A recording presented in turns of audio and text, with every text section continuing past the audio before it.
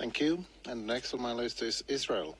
This year marks the 75th anniversary of the Convention on the Prevention and Punishment of the Crime of Genocide.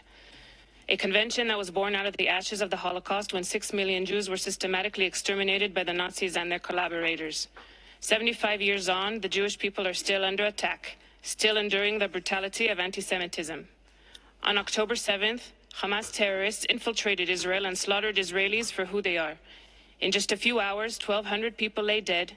The Jewish people had been murdered, tortured, mutilated on a scale not witnessed since the darkest days of the Shoah. Hamas filmed their atrocities for the world to see. They used social media to spread fear and propaganda. They live-streamed their murder spree. They posted videos of their massacre, including on the personal accounts of their victims for their loved ones to see. The attacks by Hamas on October 7th were motivated by a genocidal ideology. Hamas and its supporters have encouraged the eradication of the Jewish people on social media for years.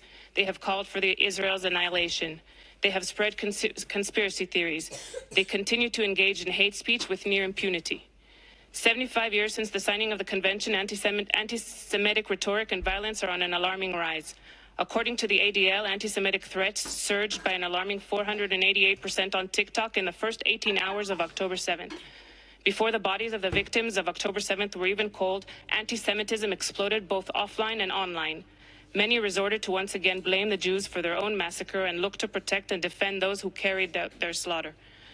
Many more chose to remain silent and indifferent. Therefore, 75 years on, this generation of the Jewish people now understands how it was possible that the world stood aside during the Holocaust. The question then remains, have we learned anything in the past 75 years? Thank you. State of Palestine, please.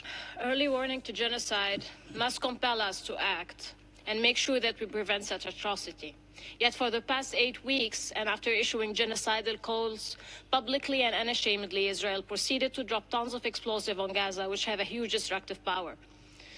This unfolding man-made catastrophe for 2.3 million Palestinians in Gaza, half of them children, is a textbook case of genocide, in the words of numerous genocide experts. Moreover, a number of special rapporteurs said there's also a risk of genocide against the Palestinian people. They also expressed their profound concern about the failure of the international system to mobilize to prevent genocide. More horrifying, the biased approach of social media and tech companies such as Meta that has been suppressing Palestinian voices and those who support their cause through a wide campaign of digital repression, including disinformation, censorship, online harassment, and shadow banning. Social media companies so far failed to address the alarming levels of disinformation and misinformation on their platform, which are contributing to offline violence, dehumanization, and justifying attacks against civilians.